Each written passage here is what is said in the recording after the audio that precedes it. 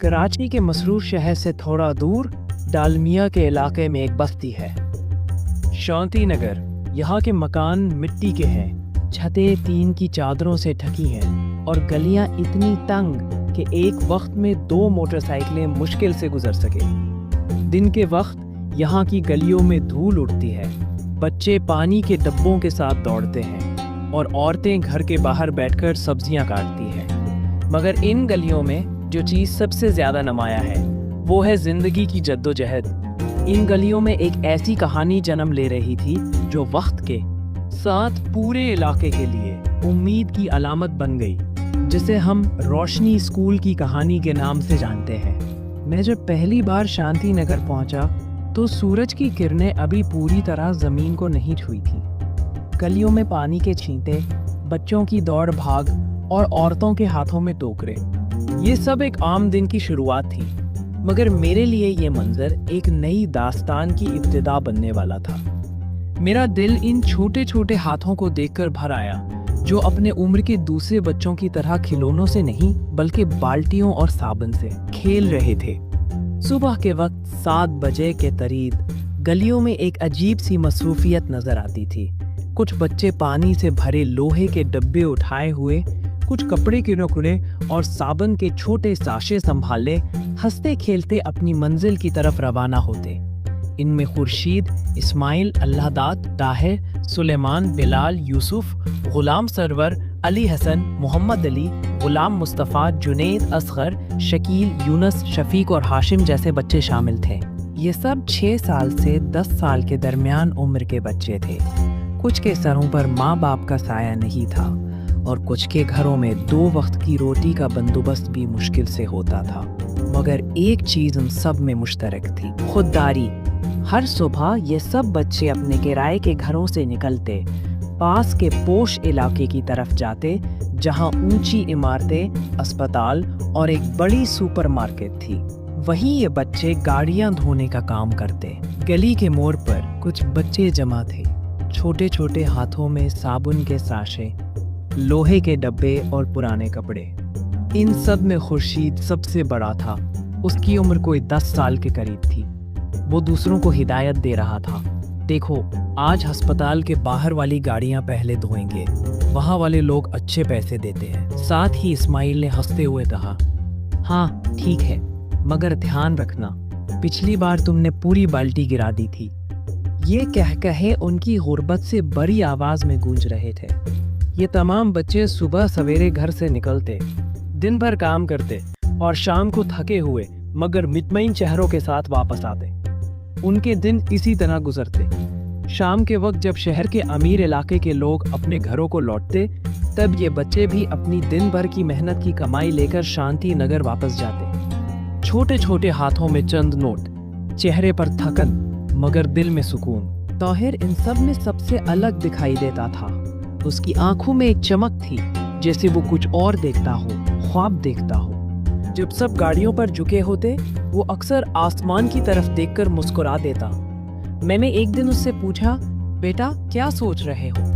اس نے آہستہ سے کہا: سر، میں سوچ رہا ہوں کہ اگر کبھی میں اسکول جاؤں تو پہلا لفظ امی لکھوں گا۔ یہ جملہ میرے دل میں اتر گیا۔ آہر ایک ایماندار لڑکا تھا۔ جس گھر میں وہ کام کرتا تھا، وہاں کی باجی نے اس کی معصوم باتوں میں چھپی روشنی کو پہچان لیا۔ انہوں نے ایک دن طاہر سے کہا: تم چاہو تو میں تمہیں پڑھا سکتی ہوں۔ اور وہ دن شانتی نگر کی تاریخ بدلنے والا دن بن گیا۔ اب ہر شام طاہر کپڑے بدلتا، ہاتھ میں دھوتا اور باجی کے گھر پڑھنے جاتا۔ دوسرے بچوں نے پہلے مذاق اڑایا: ارے طاہر، اب تم استاد بنو گے۔ مگر جب وہ دیکھتے کہ طاہر کے لبوں پر ایک نئی مسکراہٹ ہے تو ان کے دل میں بھی چنگاری جاگنے لگی۔ سب سے پہلے طاہر کے ساتھ رخسانہ بی بی آئی، پھر مدیحہ، راحیلہ، انیلا، تنزیلہ، شکیلہ اور ہاجرہ نے بھی شامل ہونے کا فیصلہ کیا۔ یہ سب بچیاں دن بھر گھروں میں برتن دھوتی، چھوٹے بچوں کو سنبھالتے، مگر شام کو پڑھنے آ جاتی۔ یوں ایک غیر رسمی مگر ایمان سے بھرا ہوا اسکول وجود میں آیا، روشنی اسکول۔ باجی نے اپنے گھر کا صحن خالی کیا، دیوار پر تختی لگائی اور بسم اللہ پڑھ کر پہلا سبق دیا۔ یہ اسکول نہیں، ख्वाबों का दरवाज़ा है। बाजी के घर में फर्श पर चटाइयाँ बची थी। एक पुराना ब्लैक बोर्ड लगा था जिस पर लिखा था रोशनी स्कूल, इल्म सब के लिए। अब शांति नगर की शामें बदल गई थी। गाड़ियाँ धोने वाले, सब्जी बेचने वाले, घरों में काम करने वाले बच्चे सब इस स्कूल के तालिब इल्म बन गए थे। खुर्शीद जो हमेशा हंसी मजाक करता था अब कुरान पढ़ने में सबसे आगे था। अल्लाह दाद जो कभी स्कूल का नाम सुनकर भाग जाता था अब रोज सबक दोहराता। सुलेमान ने एक दिन मुझसे कहा, सर मैं चाहता हूँ कि जब मैं बड़ा हूँ तो उस्ताद बनूं जैसे बाजी हमें पढ़ाती है। बिलाल एक दिन किताब में उंगली रखे मुस्करा रहा था। मैंने पूछा, क्या हुआ बिलाल? कहने लगा, मैंने पाकिस्तान लिख लिया सर, अपने हाथ से। उसके चेहरे पर वो फख्र था जो किसी डिग्री वाले को भी कम ही नसीब होता है। दिन गुजरते गए और रोशनी स्कूल का दायरा बढ़ता गया। बच्चों ने अपने स्कूल को सजाया, दीवारों पर चाक से तस्वीरें बनाई। किसी ने सूरज बनाया, किसी ने किताब, किसी ने अपने ख्वाब। एक बच्ची अनीला ने बोर्ड पर लिखा, हम भी कुछ बन सकते हैं। फिर स्कूल का पहला इम्तिहान हुआ। सब बच्चे बहुत संजीदा थे, जैसे किसी बड़ी जंग की तैयारी कर रहे हों। शफीक ने कहा, अगर मैं पूरे नंबर लूंगा ना तो अम्मी को नया दुपट्टा लेकर दूंगा। और जब नतायज आए तो पूरा स्कूल खुशी से गूंज उठा। ताहिर, रख्साना, बिलाल और अल्लाह दाद ने सबसे अच्छे नंबर हासिल किए। इस दिन बाजी ने सब बच्चों को मिठाई खिलाई और कहा, ये मिठाई तुम्हारी मेहनत की है, याद रखो इल्म तुम्हारी किस्मत बदल सकता है। उसके बाद रोशनी स्कूल ने एक जश्न मनाया। किसी ने ढोल बजाया, किसी ने नज्म पढ़ी।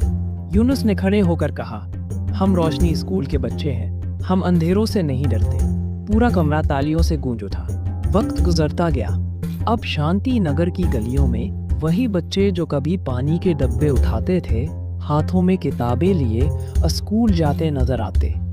लोग रुक कर देखते और कहते, ये वही बच्चे हैं जो पहले काम करते थे। और कोई जवाब देता, हाँ मगर अब ये काम नहीं, ख्वाब पूरे कर रहे हैं। रोशनी स्कूल अब सिर्फ तालीम का मरकज नहीं रहा बल्कि उम्मीद का चिराग बन गया। बाजी कहती थी, हमने उनके लिए बस एक दिया जलाया है, अब ये खुद सितारे बनेंगे। आज भी जब शाम ढलती है तो शांति नगर के कच्चे घरों से बच्चों के पढ़ने की आवाज आती है, अलिफ बे ते। और मैं सोचता हूँ ये आवाजें सिर्फ हुरूफ नहीं, ये दुआएं हैं उन हाथों की जो कभी साबुन और पानी में भीगते थे और आज कलम पकड़कर अपनी किस्मत लिख रहे हैं। मैंने जाते जाते ताहिर से पूछा, बेटा तुम अब क्या बनना चाहते हो? वो मुस्कुरा कर बोला, सर मैं चाहता हूँ कि बड़ा होकर रोशनी स्कूल को बड़ा बनाऊं ताकि कोई बच्चा अंधेरे में ना रहे। मैंने आसमान की तरफ देखा।